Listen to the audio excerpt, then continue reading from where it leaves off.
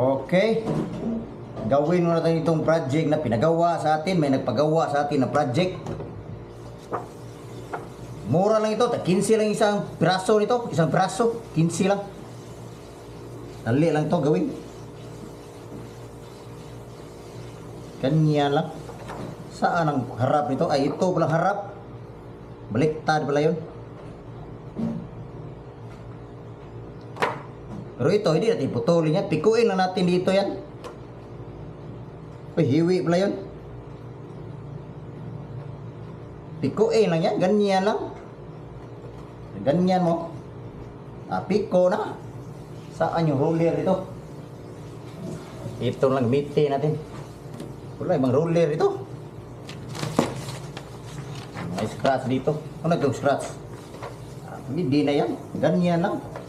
Ganyan natin dito para mapiko talaga siya na maayos. Itong kabila, pikuin din natin ito.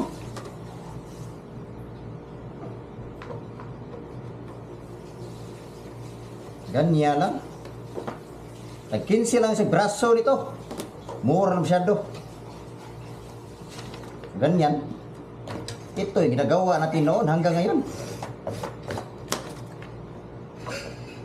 Uy, hiwi man yun. Bakit na hiwi yun? Pwede na klasirado yan. Baka matamaan yung daliri natin. Putol daliri natin yan. Ganyan lang. Tapos putulin na yan dito. Putulin natin. Tapos ayan. Ganyan dito. Uy, sobra yun. Hiwi pala yun. Ano itong guhit dito? Parang hiwi ito. Lagyan natin ng ipit yan para pag ganyan mo, hiwi pa rin.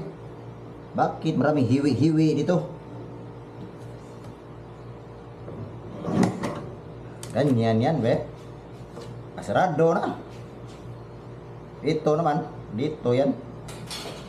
Saka dito. Yan, yung putulin natin. Sobra yan.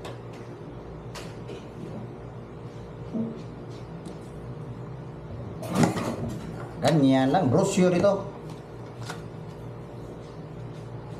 O sana, tuloy din dito sa babaw. Ganyan na magputol yan. Dali, masyado yan. Okay. O sana. Ganyan yan. Uy, na ipasa yan. Yung mga project nan.